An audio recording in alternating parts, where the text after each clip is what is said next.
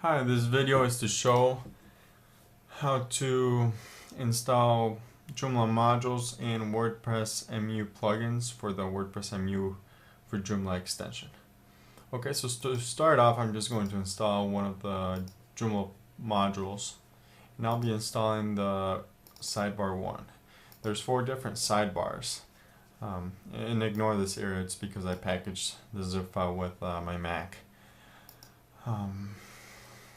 So I just installed this module. There's 4 different sidebar modules, and you can put them in different places throughout your site in different module positions, and users have the ability to put whatever widgets they want in these sidebars.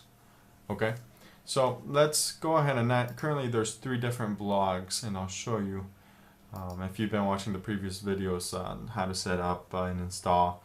I have 3 different blogs currently. There's the main blog, test 1, and test 2. Okay, so now that I have that sidebar installed and I've enabled it, I think. Yes, it's enabled. I'm going to go to the front page, and right off the bat you'll see the sidebar there. Automatically it'll pull the main blog's sidebar, which is blog ID 1.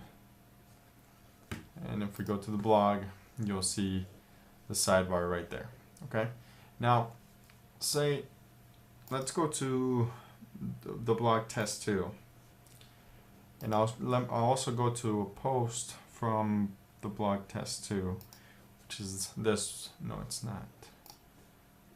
Okay, never mind. I'm confusing myself. I'm sorry. I'm in test 1, and let's just go to test 1 blog. Okay, and you'll see this content on the sidebar. Now that is the default. Those are the default sidebar widgets. Now I'm going to just add the sidebar widgets that I would like as a user for my sidebar. So let's do the archives and the recent post, and I want the recent post to be before the archives. Now refresh this page, and now you see I have the recent posts and the archives. But if I go back to the main blog, blog ID 1, this sidebar changes. Okay, so not only can the user create their own blog, but they can also have control over what displays on their sidebar, which is pretty nice. And for a community site, it allows the user's blog, or in the case the user's page, to be unique from every other blog's page on the site. Alright, so that's installing the module, configuring it, and you can do this for every single blog. Each user can do it.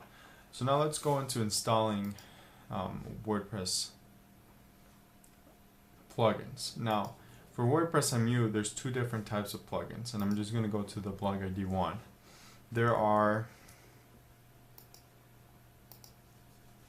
and I'll bring this up over here, there's what I call just the WordPress plugins, and then there's MU plugins.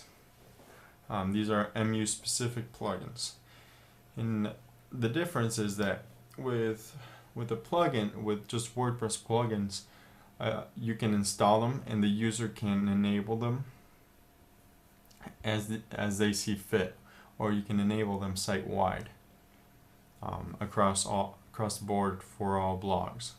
Now for MU plugins, and these are specially made plugins to work only in MU, they don't work for just the WordPress for Joomla extension for the single blog. These plugins, once you upload them to this folder right here, they'll automatically start working right off the bat. Okay, they'll be enabled automatically, and users can start using them right away. So just to show you, I'm going to install just a plugin for Joomla, and I actually have them all under the WordPress folder to install it, and I have this on other videos. You just basically drag and drop the folder, and then after you've done so, you can go over to plugins, and you'll see the plugin you installed. You can activate it, or you can activate it through throughout the whole site. So for all blogs. I'm not going to get into that because there's other videos for that. I'm just showing the difference. Now, back to the MU plugins. There is the AdSense Share MU plugin. This plugin allows users that have their own blog to be able to enter AdSense code, which is the Google Analytics, not Google Analytics, but Google AdSense code to generate revenue. And you can set how much revenue you want to take and how much revenue you want the users to be able to take. And it has a bunch of other options, but basically what you do is you go to the MU plugins and you just drag and drop the single file, or depending on the instructions, but normally it's just a single file.